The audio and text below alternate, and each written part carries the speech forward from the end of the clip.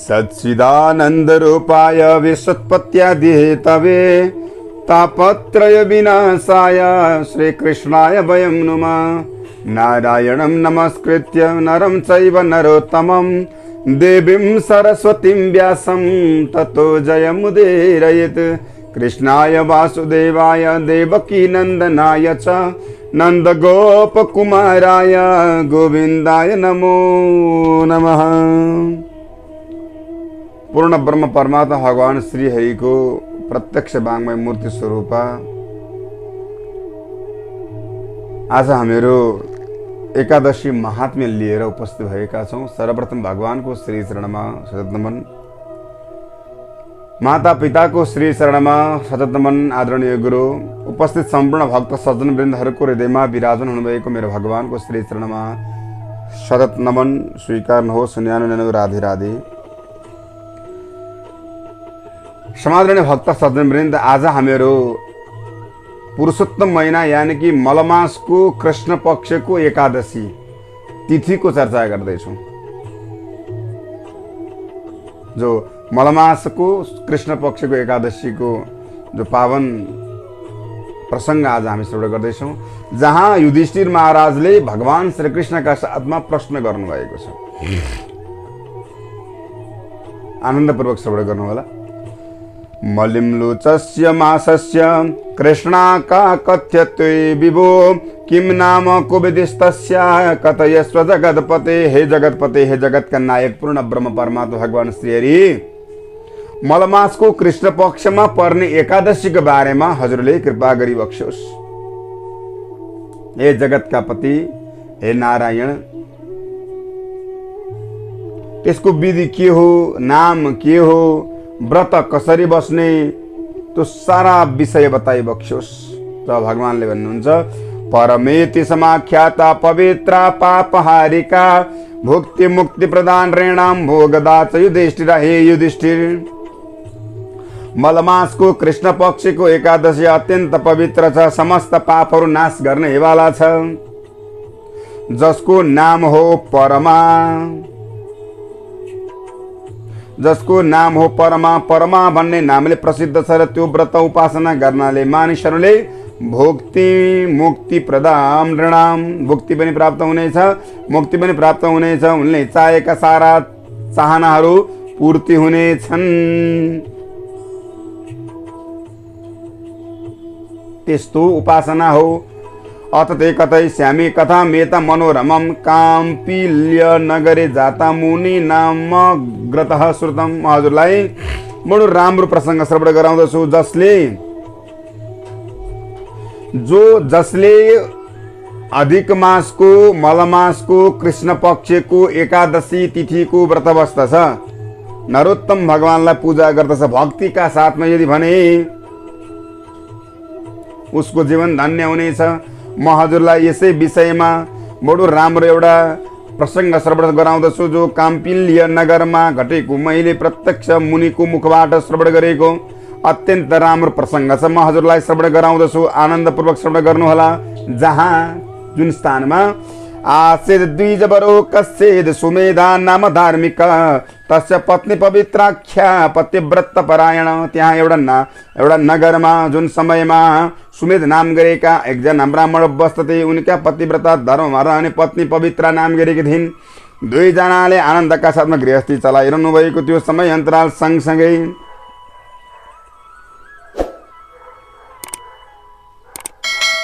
जो कर्महरकै कारणले गर्दाखेरि कुनै समय दुष्कर्मका प्रभावले गर्दा ती ब्राह्मण र ब्राह्मणीहरू धनबाट रहित भए, कर्मबाट रहित भए, गरिब भए। सबै मानिसहरूले सबैले घृणा गर्न लागे, हेला गर्न लागे। खानको लागि केही पनि विषय उनीहरूको साथमा रहेन। नभइसके पश्चातमा न रूप छ न यौवन छ। अब गर्ने कि कसरी बस्ने, के गर्ने भन्ने विषयमा अत्यन्त चिन्तित भए।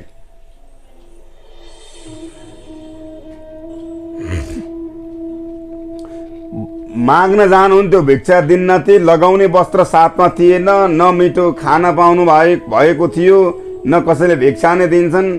रूप र यौवनले मनमोहक भएका तिनका पतिलाई देखेर पत्नी सधैँ सेवा मात्र गर्दथिन्, तर केही विकल्प प्राप्त गर्न सकेकी थिएन। महाराज, अतिथिको पूजा सत्कार पनि गर्ने गर्दथिन्। तर पनि आज किन यो अवस्था आइरहेको छ भन्ने कुराको उहाँहरूलाई जानकारी छैन। आफ्नी पत्नी दुब्लाउँदै गएको देखेर पतिले विचार गरेर भन्दछन्, ब्राह्मणले विचार या ब्राह्मणा चित्ते भार्या या प्रेम बन्धनम। जो ब्राह्मण चित्तमा भार्यालाई धेरै प्रेम गर्दछन्, प्रेमले विचार गरेर भने ती ब्राह्मणले आफ्नो भाग्यलाई धिक्कार्दै आफ्नै प्रिय भाषिणी भनेको पत्नीलाई भन्न लागे, हे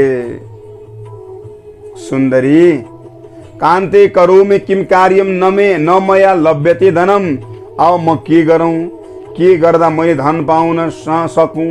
मैले आजका दिनसम्म जुनसुकै उपाय रचे पनि दैनिक धन प्राप्त गर्न सकिनँ। म के गरौँ। ठुल्ठुला भव्य सेवा गर्ने मान्छेहरूलाई पनि कसैले पनि मलाई धन दिँदैनन्।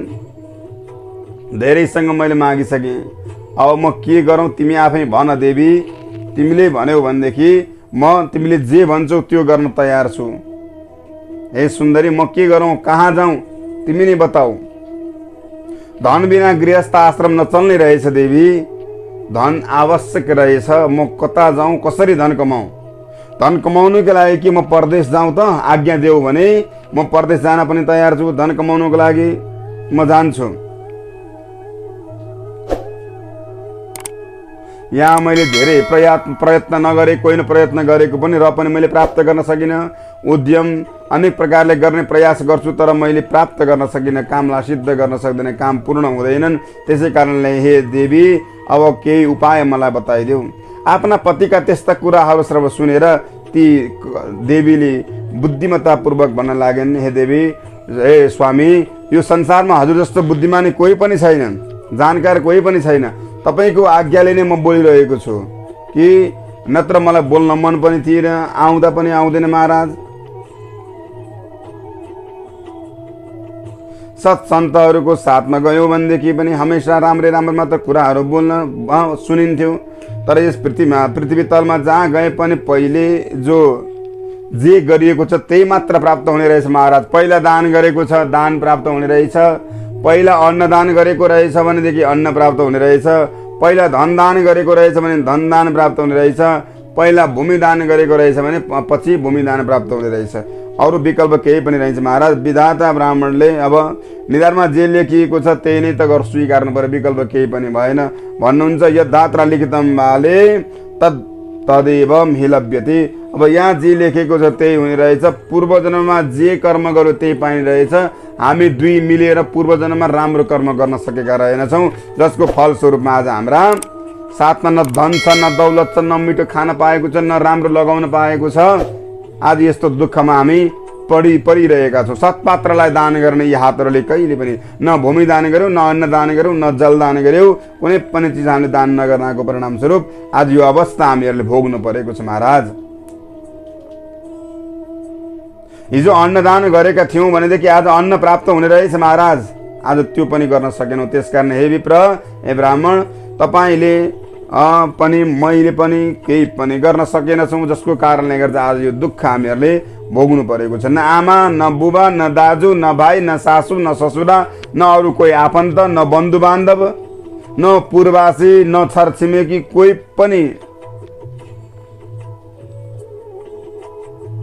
पनि छैन महाराज।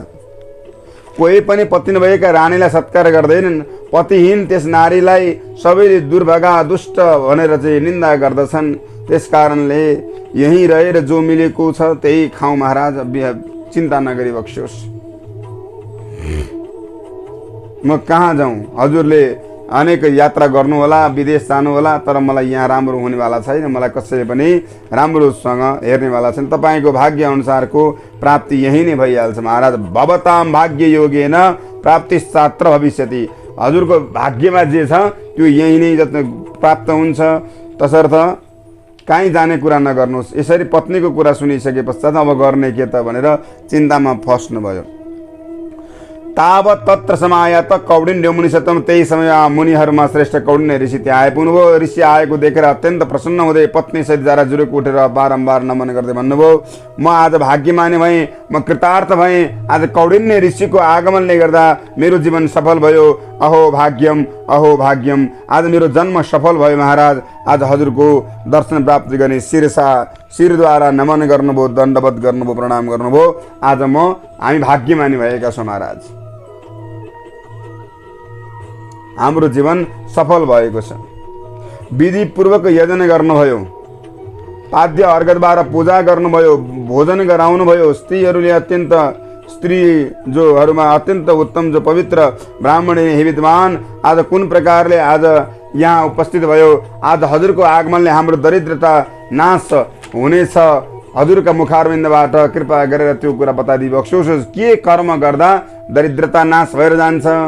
बिना दत्तम कथम लभ्यते धनम विद्या कुटुम्बिनम। पूर्व जन्ममा न धन दान गरियो न विद्या दान गरियो। हेर्नुहोस् त आज पूर्व जन्ममा केही पनि दान नगर्नको परिणाम स्वरूप आज यो दुःख मैले भोगिरहनु परेको छ। हेर्नुहोस् न, मेरा सन्तान छन्, न आफन्त छन्, कोही पनि छैन महाराज।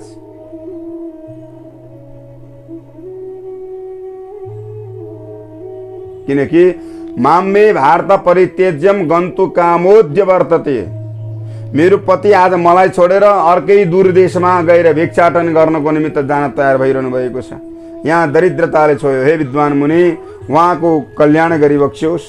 कृपा गरेर त्यो दरिद्रता नष्ट हुने उपाय मलाई बताइबक्स्योस्। हजुर त मुनिहरूमा श्रेष्ठ हुनुहुन्छ। जब यसरी ती पत्नीले भनेको सुनिसके पश्चातमा अब के गर्दा हुन्छ?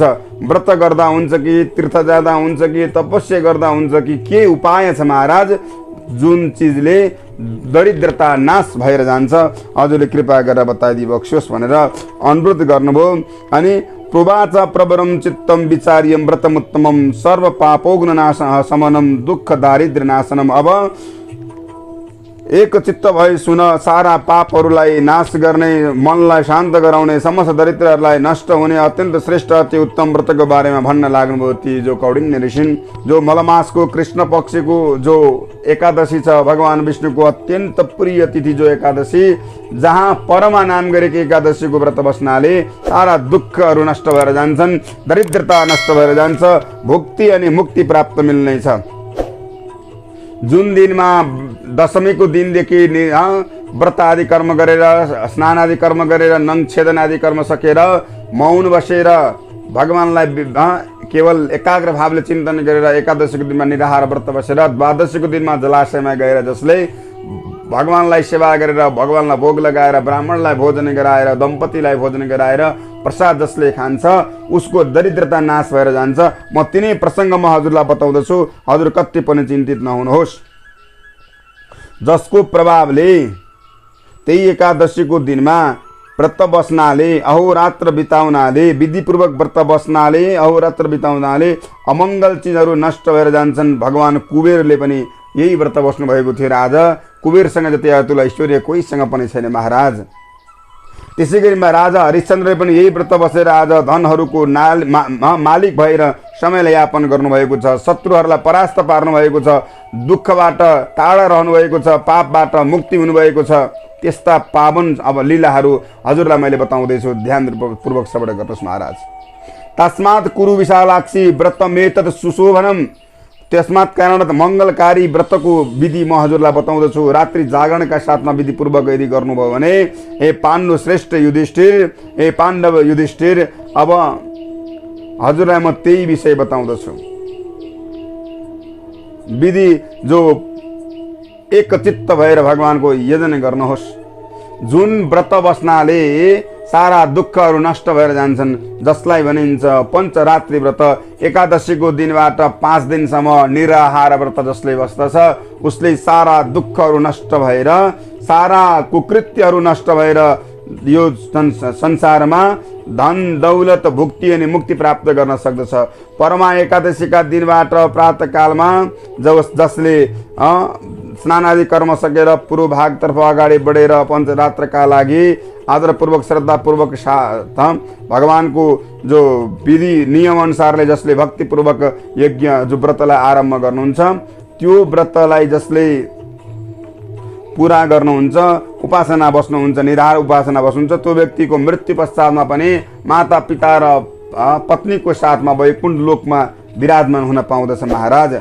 यदि फेरि त्यो 5 दिनमध्ये कोही एक छाक मात्र हविष्य खाएर पनि नियमपूर्वक बस्नुहुन्छ भने सबै पापहरू नष्ट भएर जान्छन्। ती 5 रातमा स्नान मात्र गरेर जसले ब्राह्मणहरूलाई भोजन गराउँदछ यदि भनेदेखि पनि विधिपूर्वक देवताहरूलाई प्रसन्न गराएर दानवहरूलाई र मानवहरूलाई भोजन गराए बराबरको पुण्य प्राप्त गर्दछ।